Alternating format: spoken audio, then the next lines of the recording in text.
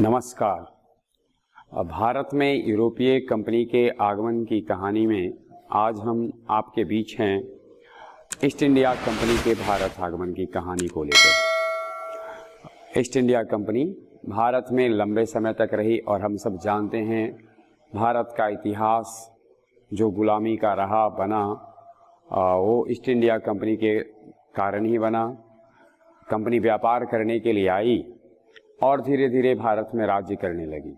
तो आज हम जब चर्चा करेंगे तो कंपनी व्यापार करने के लिए भारत आई, कैसे कैसे इसकी फैक्ट्रियां खोली, और फिर इसके बाद जब हम विशेष रूप से इसको आगे देखेंगे तो कंपनी ने कैसे राज्य विस्तार किया, कैसे भारत में शासन किया, इसकी कहानी हम जानेंगे।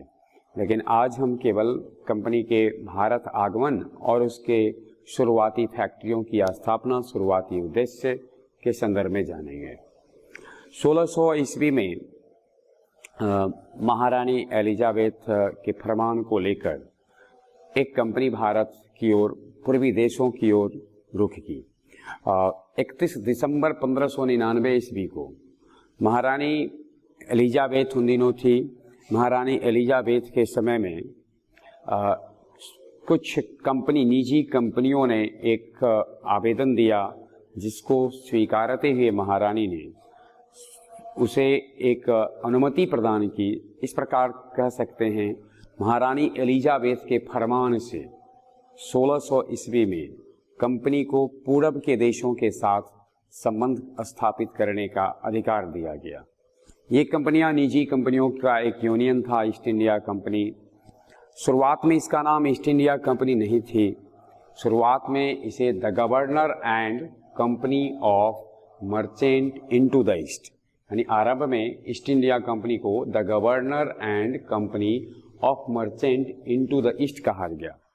ये कंपनी शेयर मालिकों से, शेयरधारकों से चला करती थी, यानी कंपनी में शेयरधारक थे, शेयर धारक चलाते थे और उनके निजी मालिक थे। कंपनी के मालिकों को COP कहते थे। COP का अभिप्राय है कोर्ट ऑफ डायरेक्टर्स। कहा जाता है कि खुद महारानी एलिजाबेथ का भी इसमें शेयर था, अर्थात महारानी एलिजाबेथ भी इसकी एक शेयरधारक थी।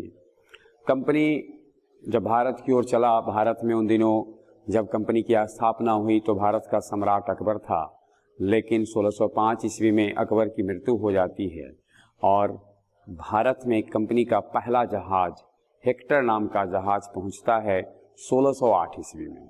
इस हेक्टर नामक जहाज के कैप्टन थे हॉकिंस। हॉकिंस की मुलाकात तत्कालीन भारत के सम्राट, तत्कालीन बादशाह जहांगीर के साथ होती है 1608 ईस्वी में। आगरा में इनकी मुलाकात होती है। दोनों की मुलाकात शानदार रही।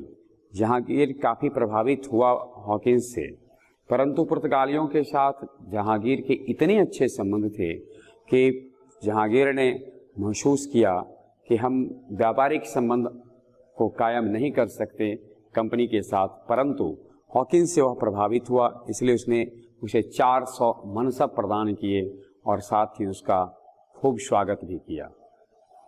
उसी जब यहाँ से निराशा हाथ लगी हॉकिंस को, तो वह गोलकुंडा की ओर प्रस्थान किया। गोलकुंडा राज्य में उन दिनों मोहम्मद कुली कुतुब शाह शासक हुआ करते थे। उन्होंने अपने गोलकुंडा राज्य क्षेत्र के अंतर्गत मूसलीपट्टनम में 1611 ईस्वी में फैक्ट्री स्थापित करने का आदेश दिया।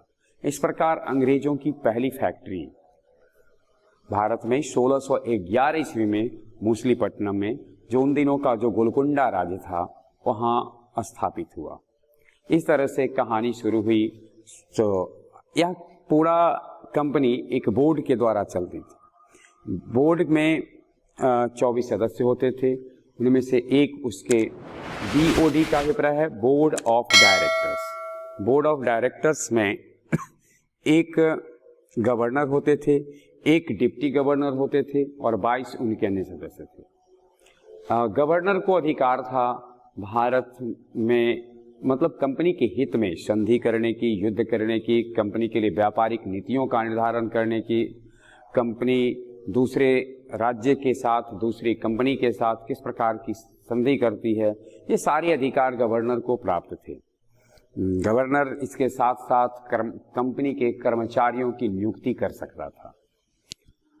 कंपनी के जो कर्मचारी थे उसमें प्रमुख रूप से अप्रेंटिस थे, राइटर थे, फैक्टर थे, जूनियर मर्चेंट थे, सीनियर मर्चेंट थे और ऐसे पद और भी थे जिसकी नियुक्ति का अधिकार, जिस पर नियुक्ति जिनकी होती थी वो कंपनी के गवर्नर के द्वारा किया जाता था। जब हम इनके विस्तार की कहानी को देखेंगे तो मुझे थोड़ा सा 2 पार्ट्स में बांट के देखना पड़ेगा। शुरुआती मुगल शासकों के साथ इसके संबंध और उत्तरवर्ती मुगल शासकों के साथ इनके संबंध।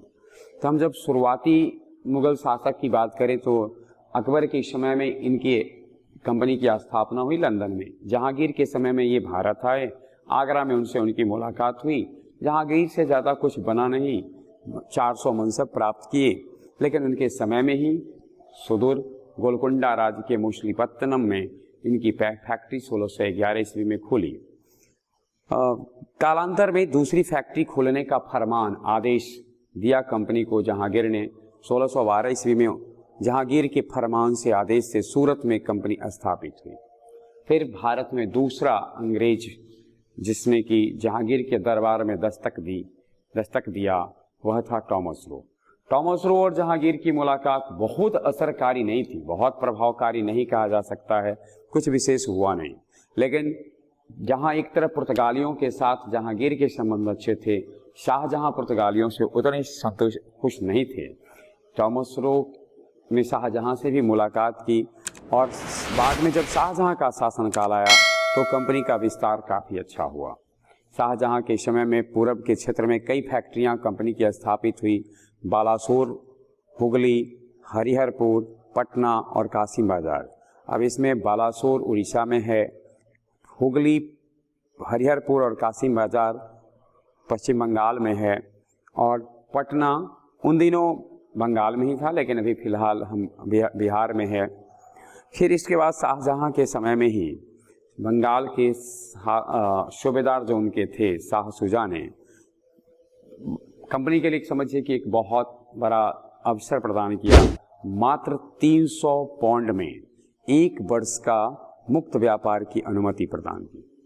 तो शाहजहां का जो काल था इस समय कंपनी का कहा जा सकता है कि एक बेहतर युग रहा, उसको एक मजबूती मिली और कंपनी धीरे धीरे मजबूत से मजबूत होते चलेगी। अब हम जब शाहजहां के बाद जब हम औरंगजेब के ऊपर आएंगे तो औरंगजेब के समय में अंग्रेज शुरुआती तो ठीक ठाक रहा लेकिन कुछ बाद में चलकर अच्छा नहीं रहा। पश्चिम बंगाल में स्थानीय व्यापारियों ने शिकायत की कि कंपनी हमें व्यापार करने नहीं देती है, ठीक से व्यापार नहीं करने देती है। आक्रोशित होकर औरंगजेब ने 1688 ईस्वी में कंपनी के सारे अधिकार जो व्यापारिक संधि थे सबको रद्द कर दिया और उस कंपनी पर प्रतिबंध लगा दिया।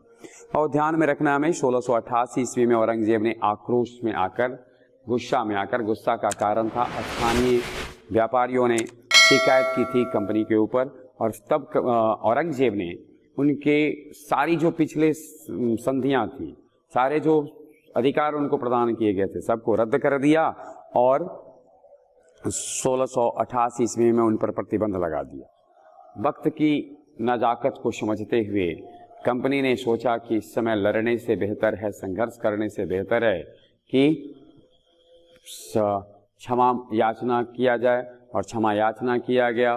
फिर बाद में क्षमा कर और हर्जाना देने के बाद लेने के पश्चात औरंगजेब ने कंपनी को फिर से दोबारा अधिकार प्रदान किया, दोबारा व्यापार करने की अनुमति प्रदान किया। इसके लिए कंपनी को हर्जाने की राशि भरनी पड़ी, क्षमा याचना करनी पड़ी। उन औरंगजेब के समय में ही उनके जो कलकत्ता के बंगाल के जो दिनों सूबेदार थे आजिमुशान ने कंपनी को 3 गांव बहुत महत्वपूर्ण है, सूतानारी, गोविंदपुर और कोलिकाता की जमींदारी दी। इन्हीं 3 गांव की किलाबंदी कर फोर्ट विलियम की स्थापना की गई और यही फोर्ट विलियम कालांतर में यानी यही 3 गांव की जो किलाबंदी हुई कालांतर में कोलकाता जो अभी वर्तमान शहर है वह कहलाया और उसका विस्तार वहाँ से हुआ तो फोर्ट विलियम की किलाबंदी 1700 ईस्वी में हुई थी, लेकिन ये 3 गांव जमींदारी के लिए मिले थे अंग्रेजों को 1698 ईस्वी में। तो 1688 ईस्वी, 1698 ईस्वी, 1700 ईस्वी। औरंगजेब के समय का 1688 में जहां प्रतिबंध लगाया गया, 1698 में पश्चिम बंगाल में उनके जो गवर्नर थे, सूबेदार थे आजी मुशान, उन्होंने उन्हें 3 गांव प्रदान किया, उसकी जमींदारी प्रदान की और 1700 ईस्वी में उसकी घेराबंदी कर, किलाबंदी कर उन्होंने फोर्ट विलियम की स्थापना की। कालांतर में वो कोलकाता कहलाया। तो ये हम कह सकते हैं पूर्ववर्ती औरंगजेब के समय के शासन, औरंगजेब तक का अंग्रेजों का सफर रहा। औरंगजेब की मृत्यु होती है 1707 ईस्वी में। मुगल शासन कमज़ोर पड़ता है और जो बाद के मुगल शासक हुए उनके साथ कंपनी की जो संबंध रहे थोड़ा सा आक्रामक होते चले गए और कंपनी अब हावी होती जा रही है। लेकिन हम अभी किस तरह से कितना हावी होती है इसकी कहानी बाद में देखेंगे। फिलहाल जो अगला बेहतर कहा जा सकता है कंपनी के लिए बेहतर अवसर और बहुत बड़ा अवसर कह सकते हैं, वो फर्रुखसियर के समय में हुआ। फर्रुखसियर बीमार चल रहे थे। 1713 ईस्वी में फर्रुखसियर शासक के रूप में दिल्ली के सिंहासन पर आरूढ़ हुए और उस समय 1717 ईस्वी में इनको बीमार चल रहे थे। उस समय एक शिष्टमंडल, कंपनी का शिष्टमंडल मिला